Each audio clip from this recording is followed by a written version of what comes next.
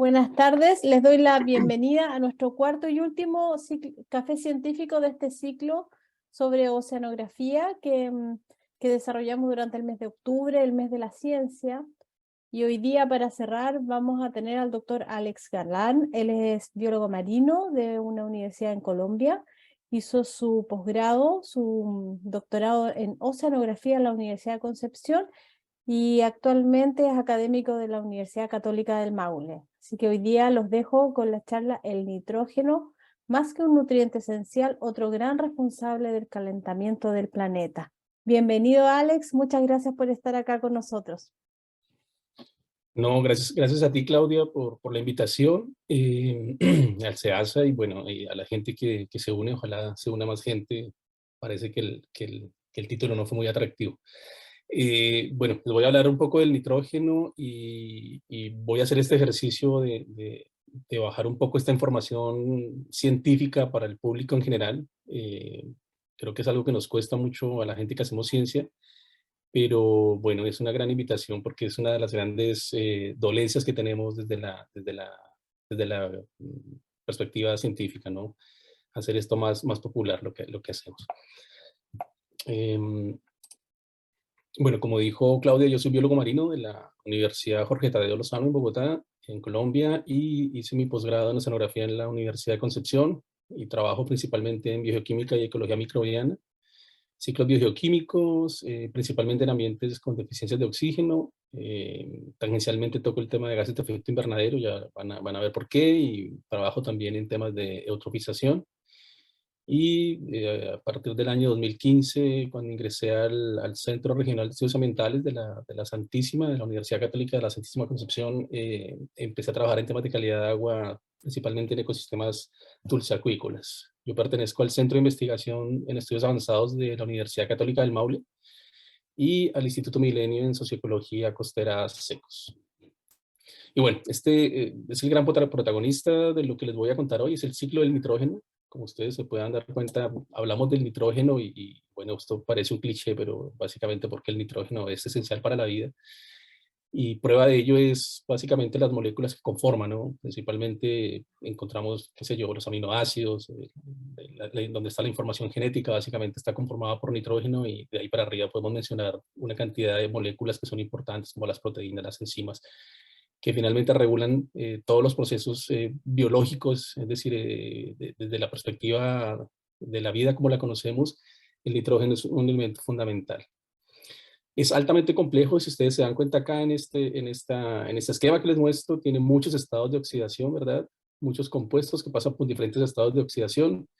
Hay múltiples vías metabólicas y si se dan cuenta, las flechas indican procesos, básicamente, pero todas estas líneas rojas que están aquí definidas son enzimas que regulan procesos metabólicos, que básicamente lo que hacen es que facilitan el desarrollo de los metabolismos que conocemos actualmente. Sin embargo, si se dan cuenta aquí en la parte izquierda dice aeróbico, en la parte derecha dice anaeróbico. El ciclo se comporta de una manera cuando hay oxígeno y se comporta de otra manera cuando no hay oxígeno. Entonces el oxígeno es un gran regulador de los procesos y sobre todo de los productos finales, ¿verdad? Que se generan a partir de estos procesos, y básicamente procesos que son regulados por la actividad microbiana. Entonces, como les decía, es un ciclo que está íntimamente ligado a la microbiota. Y cuando hablo de la microbiota, por lo general pensamos en bacterias, pero aquí también incluimos otro grupo importante que son las arqueas. E incluso los eucariontes también cumplen un rol fundamental en la regulación de estos pasos que les menciono anteriormente. Como les decía, es un ciclo muy complejo, tiene muchos estados químicos, tiene muchas formas, algunas formas disueltas, algunas formas gaseosas. Y algo que es muy interesante es que la forma dominante del nitrógeno es el nitrógeno molecular, es esta molécula N2, que es lo más abundante que hay en la biosfera. Y si pensamos en el aire que respiramos, el aire está compuesto de un 80% de nitrógeno molecular. Lo que pasa es que es muy complejo utilizarlo, ¿no? Hay muy pocos organismos que tienen la capacidad de fijarlo, que es como el nombre técnico cuando se utiliza este nitrógeno molecular. Realmente hay un grupo muy particular de organismos que son cianobacterias que tienen la capacidad de hacerlo. El resto de los organismos no tenemos esa capacidad, entonces por más de que esté ahí disponible, realmente nos encontramos muy limitados, ¿no? Y los pocos organismos eucariontes, hablamos de legumbres, por ejemplo, de muchas plantas que logran fijarlo es porque básicamente tienen simbiosis en sus raíces con estas bacterias que tienen la capacidad de hacerlo. En el océano, por el contrario, la forma más abundante es el nitrato, que es una forma de nutriente disuelto. Y sin embargo, pues se estima que este ciclo se encuentra un poco en desbalance. Es decir, las pérdidas del sistema son mayores que las pérdidas de entrada o la fijación, lo cual ha generado, ha cautivado mucho la investigación científica en torno a este ciclo, ¿no? Ya que pues básicamente si el ciclo está en desbalance, tiene implicaciones no solo para el balance como tal del ciclo, sino para la productividad de los sistemas, y bueno, en particular la productividad del sistema marino, los sistemas acuáticos. Y bueno, aquí básicamente un esquema donde yo les indicaba que el principal reservorio es el nitrógeno molecular, un 80%, y el otro 20% pues se distribuye tanto en componentes bióticos, ¿verdad?, de organismos, como en la parte más de tipo abiótica en las moléculas que conforman, ¿no? Y bueno, obviamente compuestos orgánicos, compuestos inorgánicos, donde el nitrógeno se cicla de forma importante. Ahora, es interesante resaltar, por ejemplo, que pese a que ese nitrógeno molecular no lo podemos utilizar, a principios del siglo pasado, este científico, Fils Haber, logró hacer un proceso que se llama, bueno, que lleva su nombre y de la persona con la que colaboró para hacerlo. Y lo que hizo fue básicamente hacer síntesis de amoníaco a partir de ese nitrógeno molecular, ¿no? Y bueno, con esto creó fertilizantes, pero también con esto se pudieron crear explosivos, ¿no? Entonces, básicamente lo que inicialmente era una idea súper, que resultó súper interesante, de hecho él se gana el Nobel de Química por esto, porque básicamente lo que hizo fue comenzar a fertilizar todos los cultivos que teníamos a partir de este proceso, pues generó otro tipo de complicaciones y es básicamente que se descubrió el TNT y bueno, con las implicaciones que eso ha tenido. Actualmente, pues la actividad humana ha triplicado la cantidad de nitrógeno reactivo que existe en el sistema y bueno, esa mayor disponibilidad de nitrógeno que finalmente fertiliza los ambientes en general, tiene problemas de eutrofización, que básicamente la eutrofización es esa sobrecarga de nutrientes que tienen los sistemas, y principalmente porque lo que utilizamos como fertilizantes en el agro, eventualmente, que generalmente lo usamos de manera indiscriminada, generalmente lo que sobra va a escurrir a las cuencas y finalmente va a llegar a los cuerpos de agua, tanto cuerpos de agua dulce como en el océano, y lo que va a hacer es sobreestimular la producción primaria, ¿no? El crecimiento de microalgas o de algas en general, y bueno, eso es lo que se conoce como eutrofización. Eso, por otra parte, también facilita la floración de algas nocivas, que es tan frecuente también en el último tiempo, no solamente en el sistema marino y lo que conocemos como las algas rojas, ¿verdad?, que es resultado en parte de esto, junto con el calentamiento global, el aumento de la temperatura, obviamente, pero también las floraciones de cianobacterias en los sistemas de aguas dulces, ¿no? Y con más frecuencia vemos como muchas veces las lagunas costeras, y bueno, en el caso de las lagunas de Concepción es bien frecuente verlo en esta época, en primavera, verano. Otros ecosistemas que podríamos nombrar muchos, pero me gustaría resaltar el caso del año 2015 en el lago Ichuquén, donde el lago se convirtió en una sopa de espárragos y básicamente eso con las implicancias que tiene, no solo a mi nivel biológico y ecológico, porque obviamente el sistema o el funcionamiento del sistema se vio afectado, sino porque básicamente eso afecta también otros rubros de la economía como el turismo, por ejemplo, ¿no? Entonces, esto afecta pues básicamente los servicios ecosistémicos que prestan estos sistemas y bueno, tiene implicancias súper grandes para el funcionamiento de los ecosistemas en general. Esto pues tiene impactos también en la biodiversidad y cuando hablamos de que hay impactos en la biodiversidad, bien sea porque se pierde la biodiversidad o porque se introducen especies, eso tiene impactos directamente sobre los servicios ecosistémicos que prestan los sistemas naturales y también porque tiene un impacto sobre la producción de gases de efecto invernadero, que es lo que les voy a mostrar más adelante. Aquí me gustaría hacer un paréntesis y aquí ustedes ven a la izquierda la historia del planeta básicamente y cuándo aparece la vida, ¿verdad? Por aquí cerca de los 3.800, casi 4.000 millones de años atrás. Y aquí vemos cuándo aparecen, ¿verdad?, los organismos que comienzan a hacer fotosíntesis, cianobacterias fototótrofas. Y vemos aquí el origen de la vida, como les decía, más o menos 3.800 millones de años atrás. Y vemos como durante un gran periodo, ¿verdad?, casi que un cuarto, casi un tercio de lo que conocemos de la vida del planeta, la vida funcionó sin oxígeno, la atmósfera era un ambiente bastante reducido y todos los metabolismos que ocurrían en este sistema son los metabolismos más viejos que conocemos, ¿no? Aquí aparecen las cianobacterias, comienza a airearse la atmósfera producto de la fotosíntesis, porque uno de los productos de desecho que genera la fotosíntesis es el oxígeno empieza a acumularse, llegando a niveles del 20%, que es lo que conocemos actualmente, ¿no? Eso se conoció como la catástrofe del oxígeno, o el evento holocausto del oxígeno, porque finalmente esto hizo que cambiara la vida como la conocíamos, o como se conocía hasta ese momento, y pasó de ser un ambiente reductor a un ambiente oxigenado, ¿verdad? Con los metabolismos que conocemos actualmente, que son los que dominan, pero esto es importante tener en cuenta que estos metabolismos en condiciones anaeróbicas, en situaciones reducidas, eran los mecanismos dominantes, y actualmente tenemos todavía algunos sistemas donde estos mecanismos están operando, ¿no? Son mecanismos que se han mantenido a lo largo del tiempo, así que son bastante eficientes en términos de producción de energía. Y bueno, aquí tenemos una serie ecológica redox. Básicamente aquí aparece el oxígeno y otra serie de compuestos. Y lo que hace normalmente cuando se oxida la materia orgánica, es decir, lo que hacemos cuando respiramos, por ejemplo, nosotros cuando respiramos, lo que hacemos es que utilizamos ese oxígeno que incorporamos para que podamos romper la materia orgánica que hemos consumido y sacar energía para hacer otras actividades. Y bueno, cuando el oxígeno está presente, obviamente es el aceptor de electrones preferido, es la molécula preferida para hacer este mecanismo, pero cuando las condiciones son deficientes de oxígeno empiezan a operar otros mecanismos, ¿no? Y activamos otros metabolismos asociados, por ejemplo, al nitrato. Eso es cuando el nitrato se consume al hierro, al manganeso, al sulfato y finalmente compuestos orgánicos. Es importante resaltar que no necesariamente tiene que acabarse todo el oxígeno para pasar al siguiente aceptor de electrones, ¿no? Algunos autores establecen concentraciones que son muy bajas realmente para nosotros, aunque son un mundo para la microbiota, pero a partir de este punto es que se activan otros metabolismos como el metabolismo del nitrógeno. Y esto lo resalto porque es de lo que voy a hablar un poco, y volvemos a esta imagen. Y aquí nos concentramos en un par de reacciones que ocurren cuando las condiciones de oxígeno son deficientes, cuando no hay oxígeno. Entonces, cuando no hay oxígeno, las comunidades que respiran la materia orgánica, que rompen la materia orgánica, utilizan el nitrato a través de una secuencia de reacciones que finalmente van a terminar en este nitrógeno molecular. En paralelo a esto, también bajo estas condiciones, hay otros organismos que, si bien no lo utilizan para respirar materia orgánica, sino para formarla, como hacen las plantas con la luz, bueno, lo que hacen estos organismos es que utilizan energía química a través de la combinación del nitrito con el amonio, para generar materia orgánica, para crecer, para multiplicarse, y también producto de esa reacción se forma nitrógeno molecular.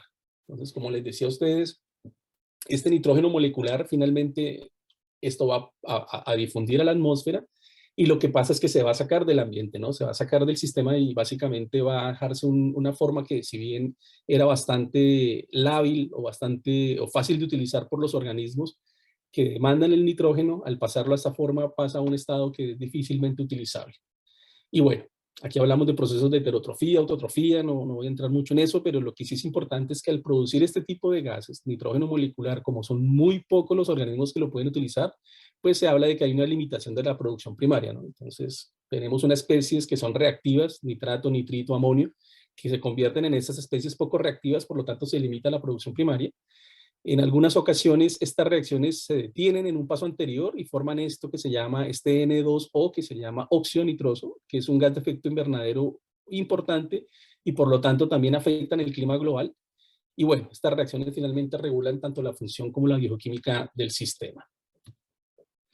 Y bueno, aquí un pequeño recordatorio de lo que es el efecto invernadero, ¿verdad? Y es esa incapacidad que tiene actualmente la atmósfera de liberar calor o liberar energía que recibe del sol, producto de la acumulación de ciertos gases, ¿verdad?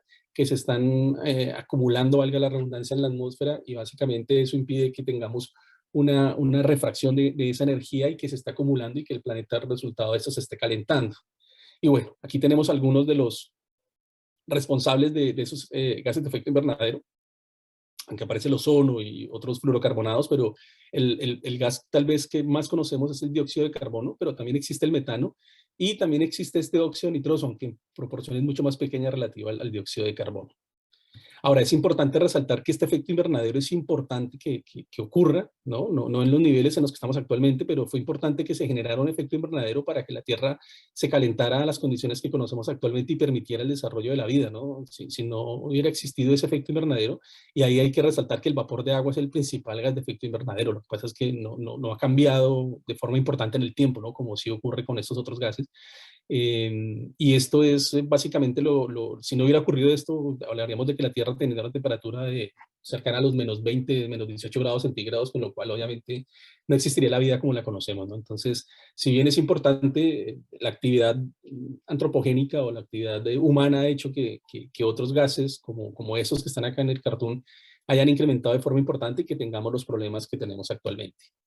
Y bueno, aquí una curva que yo creo que todos la conocen, ¿verdad? Cómo incrementa el CO2 en este caso desde 1750 a la fecha actual.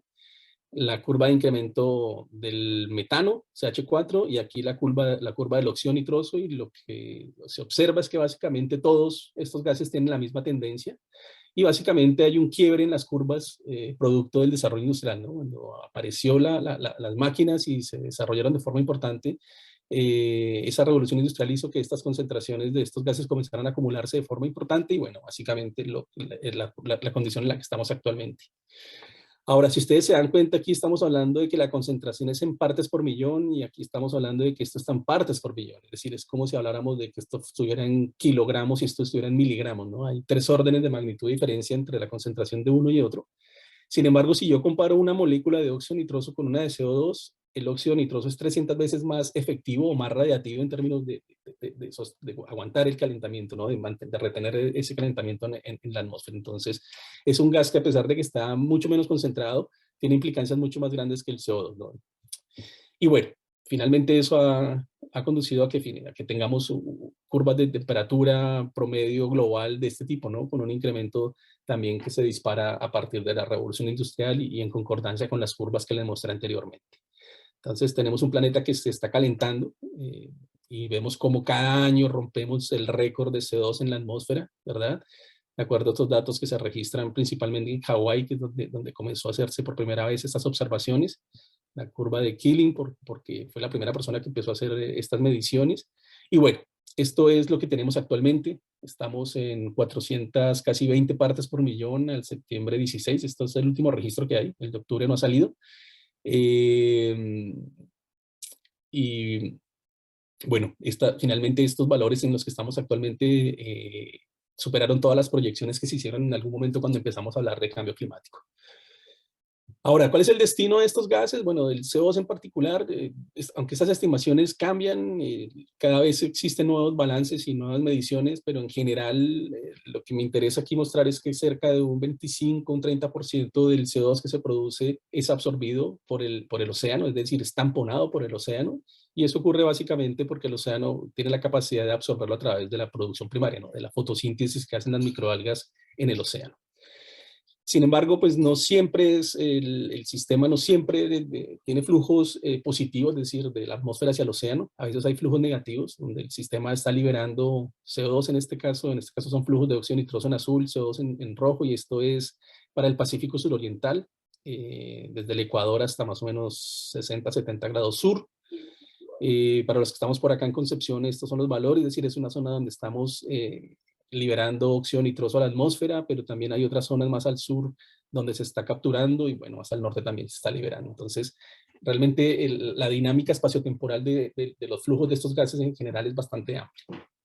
Y bueno, el Pacífico suroriental, ya que nos metimos acá, es un sistema que por lo general hemos venido estudiando, y bueno, es un sistema altamente productivo, y es altamente productivo porque gracias a que el viento sopla de sur a norte, paralelo a la costa, o bueno, en algunos casos de suroeste, pero pensémoslo para el ejercicio que sopla de sur a norte, hace que finalmente aguas de fondo lleguen hacia la superficie. Y eso ocurre básicamente porque el viento que sopla en dirección hacia el norte hace que las aguas superficiales se muevan en el sentido que va el viento, y deberían moverse al norte si es que el sistema estuviera estático, pero como la Tierra está rotando hacia el este, ¿verdad? Ocurre lo que se conoce como el efecto Coriolis, y si ustedes ven acá en este esquema, se forma esta espiral que básicamente el viento sopla en esta dirección, y la primera capa del océano, que si bien comienza a moverse en sentido norte por el efecto de la rotación de la Tierra, se deflecta a 45 grados. Esa capa a su vez arrastra a la siguiente, que también se deflecta, y así sucesivamente hasta formarse esta espiral que se conoce como la espiral de Ekman. Y finalmente el movimiento neto que se tiene es que las aguas que están en superficie se mueven mar adentro. Por un balance de masas, obviamente no es que esto se mueva y vaya a quedar un espacio aquí vacío, sino por un balance de masas, estas masas de agua que se mueven son reemplazadas con masas de agua del fondo, que tienen como característica que son ricas en nutrientes, y hay un aporte importante de nutrientes a la superficie iluminada, es decir, eso favorece la producción primaria. y finalmente hace que se den este crecimiento fitoplanctónico, ¿no? Lo que llamamos como un bloom, ¿verdad? Una abundancia importante de fitoplancton, que finalmente es materia orgánica que a través de la trama trófica va a llegar a alimentar los peces y que hace que esta sea una de las zonas más productivas en términos de productividad pesquera, ¿no? Se estima que más o menos el 10% de la pesca ocurre en la parte norte de la corriente de Humboldt, este sistema que compartimos entre Chile y Perú. Y bueno, aquí hablamos del bombeo biológico, que es un concepto que es importante entender, y básicamente el fitoplancton lo que hace es que fija carbono, y fija carbono en forma de CO2 o en forma inorgánica, carbonatos, bicarbonatos, pero básicamente a medida que va fijando carbono y va generando un desbalance en términos de presión, hace que gran parte de ese CO2 que está en la atmósfera se incorpore al ambiente marino, ¿verdad? Por una diferencia de presiones. Y finalmente, esta materia orgánica, que es este CO2, básicamente, que estaba en la atmósfera en algún momento, se incorpora a la trama trófica y a través de la trama trófica comience a decantar y finalmente gran parte de este se va a descomponer en su viaje hacia el fondo, pero una pequeña parte se va a ir y se va a meter aquí en los sedimentos, en el fondo marino, y se va a entrar a un ciclo geológico que dura unos cuantos millones de años. De hecho, muchos o gran parte de la comunidad científica considera que si aumentamos la productividad primaria vamos a capturar más CO2 y vamos a tamponar un poco el efecto invernadero. Pero bueno, eso son ideas que muchas veces no resultan de la manera como las pensamos, ¿no? Y bueno, el hecho de que se produzca esta gran cantidad de materia orgánica y que se descompongan aguas intermedias hace que justamente en estas aguas intermedias se formen estas aguas con deficiencia de oxígeno. Aquí tenemos los valores a 400 metros, aquí está la cuenca del Pacífico y aquí están las concentraciones de oxígeno y ustedes ven que estos colores cercanos al rosado básicamente son concentraciones súper bajas. Se forma en el Pacífico Norte, en el Pacífico Sur, algunas zonas de hipoxia también por acá en Benguela, en Canarias y en el Mar Arábigo. Y son zonas donde el oxígeno baja de manera importante y se generan estos mecanismos que les explicaba al inicio, donde el nitrógeno pasa de una forma lábil a una forma refractaria, es decir, una forma que puede ser utilizable por las comunidades biológicas a una forma que es poco utilizable. Este es un esquema súper interesante de la zona de mínimo que tenemos frente a las costas de Chile, Perú, Ecuador. Y bueno, aquí vemos la distribución. Esto es una cuña que es bastante ancha. En la parte norte se va haciendo delgada a medida que nos alejamos en mar afuera. Y también se va haciendo más delgada a medida que nos movemos hacia el sur. Y aquí tenemos la colita cercana a Concepción, Golfo de Arauco, más o menos por acá. Es la última parte que llega de estas zonas de mínimo oxígeno. Sin embargo, pese a que el volumen de estas zonas es bastante pequeño, es cercano al 0.1% del volumen del océano global, en términos de producción de pérdida de nitrógeno es súper importante porque más del 50% se pierde del nitrógeno del océano, se va a la atmósfera y se pierde en este tipo de ambientes. Y bueno, aquí un esquema de qué pasa en estas zonas de mínimo oxígeno. Aquí está el oxígeno y aquí estos valores en azul son los más bajos y vemos cómo a media agua, ¿verdad? Tenemos una columna de agua aireada arriba, principalmente por el contacto con la atmósfera y por la fotosíntesis. Y a medida que esa materia orgánica llega aquí a estas aguas intermedias que también tienen la característica de que son poco ventiladas, que son aguas envejecidas, aparte de eso les llega una carga importante de materia orgánica que es consumida por la microbiota, una gran cantidad de organismos están presentes acá consumiéndola y hace que estos niveles lleguen incluso a la anoxia, ¿no? Y eso se forma en aguas intermedias, ¿no? Hablamos desde, qué sé yo, en una zona desde los 100, incluso 200, 300 metros, hasta más o menos 1000, 1500 metros de profundidad. Y este esquema de acá es súper interesante porque cuando las condiciones son aireadas o hay oxígeno en el sistema, la energía se mueve entre de organismos predadores, principalmente toda la comunidad, pero a medida que nos movemos aquí en la escala del oxígeno y se va consumiendo, toda esa energía básicamente es modulada principalmente por microorganismos. Es decir, estas zonas de mínimo oxígeno son una barrera para los organismos en general, los organismos, los macroorganismos, qué sé yo, peces, por ejemplo, no tienen la capacidad de meterse acá. Algunos organismos del zooplancton presentan algunos desarrollos fisiológicos que les permiten bucear en estas zonas de mínimo, pero básicamente lo hacen para escapar de la predación, pero no podrían vivir en estos ambientes. O sea que estos ambientes, que son las mal llamadas zonas muertas, están conformadas principalmente por una gran comunidad de bacterias y de arqueas que encuentran en estos sistemas zonas ideales para el desarrollo de sus metabolismos. Y como les mostraba anteriormente, son metabolismos que existen desde el mismo origen de la vida, ¿no? Entonces, por eso son tan importantes y tan eficientes.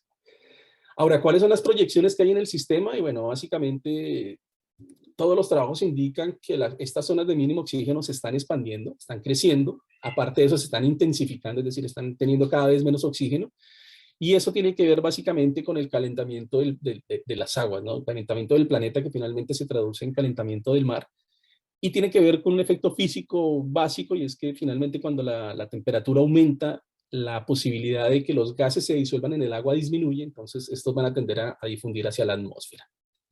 Por otro lado, también las proyecciones indican que el viento se está intensificando, ¿no? Y si el viento se intensifica, como les mostraba anteriormente, va a haber una mayor producción primaria, ¿verdad? Una gran cantidad de materia orgánica produciéndose, que van a alimentar estas zonas y que las van a hacer más deficientes. Generalmente piensan en que si hay más productividad, más materia orgánica, en algún momento esa materia orgánica va a decantar en los sistemas y va a consumir el oxígeno que está en los ambientes. Y por otro lado, también asociado a estos problemas de eutrofización que les contaba, ¿no? Básicamente, las zonas costeras de la gran parte del planeta, sobre todo asociadas a ríos de importancia en términos de cuánto volumen de agua transportan y botan al mar, pues traen estas cargas de nutrientes importantes que hacen que las zonas costeras se vuelvan eutróficas y, bueno, lo mismo que les acabo de decir, ¿no? Más nutrientes, más materia orgánica, al final menos oxígeno.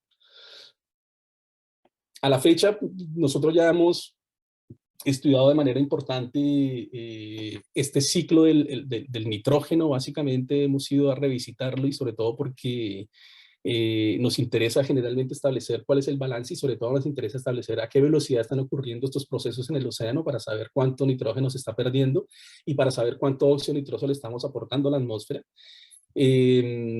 Actualmente tenemos obviamente más allá del control que hace el oxígeno, porque pues, definitivamente para que estos procesos ocurran tiene que haber muy poco oxígeno en el ambiente, más allá de los nutrientes también que son los gatillantes de estos mecanismos, entendemos ahora que la materia orgánica de esta materia orgánica que llueve desde la superficie es súper importante para estos procesos. Lo que yo entiendo ahora básicamente es que esta materia orgánica se genera en la parte superior a través de la fotosíntesis y llega a las zonas de mínimo oxígeno. Y aquí aparecen estos organismos que son heterótrofos, desnitrificantes, que utilizan el nitrato para respirar esa materia orgánica. Y una vez pasa eso, generan condiciones de anoxia mucho más, o condiciones de suboxia mucho más importantes, incluso de anoxia. Y ahí aparecen otros organismos como Anamox, por ejemplo, que es mucho más limitante del oxígeno. Y bueno, pasamos de la heterotrofia a la autotrofia, ¿no? A generar nueva materia orgánica aquí al interior de estas zonas de mínimo oxígeno. Sin embargo, la variabilidad espacial y temporal es súper grande. A veces visitamos el sistema y encontramos que domina Anamox, a veces domina la denitrificación, a veces encontramos los dos sistemas operando. Y también existe una segregación vertical, ¿no? A lo largo de ese gradiente de oxígeno, cuando vamos entrando a las zonas de mínimo, en esas zonas de transición también ocurren unos mecanismos interesantes y vemos que la producción de estos gases, nitrógeno molecular y óxido nitroso, va a cambiar mucho dependiendo de en qué parte de la columna de agua estemos, ¿no? No es lo mismo lo que ocurre al interior de las zonas de mínimo, donde el oxígeno es bastante limitante y realmente estos mecanismos producen nitrógeno molecular, a lo que ocurre en las zonas de transición, ¿no? Donde el oxígeno no es tan bajo y básicamente esas rutas metabólicas se desvían y se van por la ruta del óxido nitroso, produciendo este gas, este potente gas de efecto invernadero. Y bueno, finalmente, a partir de este trabajo que publicamos recientemente, lo que entendemos es que al interior de estas zonas de mínimo oxígeno, ¿verdad? Aquí tenemos nuevamente el bombeo de carbono biológico, ¿no? Que es capturar ese CO2 y que se va a las zonas más profundas y que se hunden. Bueno, lo que entendemos ahora es que en esas zonas de mínimo oxígeno también hay una producción, más allá de la producción que hace el fitoplancton arriba, y llegamos a niveles súper importantes, como cerca de un 30-35% de producción nueva que se genera en esas zonas que finalmente se van a ir al fondo y que son valores importantes que generalmente no se tienen considerados en los balances de carbono que hacemos en el océano. ¿Cuáles son las perspectivas que tenemos actualmente? Y bueno, como parte del CLAP, que es este programa para planeamiento de acción climática en español, que es un proyecto liderado por el SEASA, del cual yo hago parte como investigador asociado.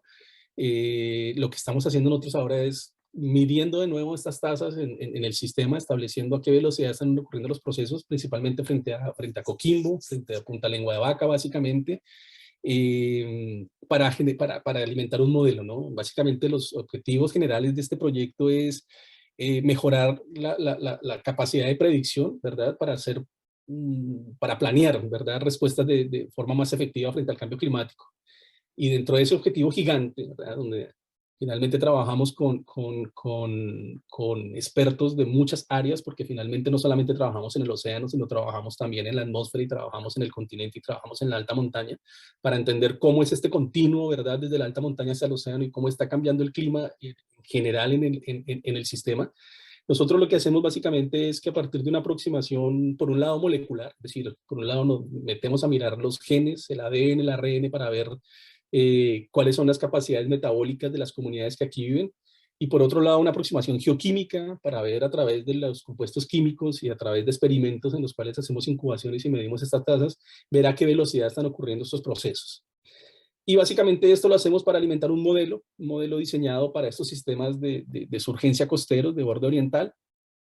Y la idea de esto, de alimentar este modelo, que es un modelo, como les decía, acoplado océano-atmósfera, es poder estimar cuál es el comportamiento de estos procesos, ¿verdad? Cuál es el comportamiento de estas zonas de mínimo, qué tan intensas se van a hacer si las proyecciones son ciertas, y si se intensifican, cuál va a ser la respuesta del sistema en términos de estos mecanismos, para ver cuál es el impacto que tiene en general en el sistema, en la productividad, y para ver el impacto que puede tener esto en el clima, ¿no? Entonces esas son como las proyecciones en las que estamos trabajando actualmente. Y bueno, asociado a esto también quiero hacer promoción a esta red que creamos, que se llama Envionet, en la cual participa también algunos colegas del SEASA, algunos colegas de mi institución, de la Universidad Católica del Maule. Aquí trabajamos en concordancia microbiólogos con geoquímicos, y mi colega Botandrup de la Universidad del Sur de Dinamarca, que es quien nos facilita también, principalmente nos presta ayuda técnica para poder procesar todas las muestras que estamos generando con herramientas isotópicas, que es lo que usamos, ¿no? Pero no quiero entrar en eso para no marearlos un poco con la información. Y bueno, básicamente eso es lo que les quería contar de lo que hemos hecho, y bueno, agradecer obviamente a mis colegas de la Universidad del Biobío, de la Universidad de Concepción, del SEASA, de la Universidad del Sur de Dinamarca y del Instituto Secos, que son básicamente los que han facilitado que logremos avanzar en estas temáticas y profundizar en ello.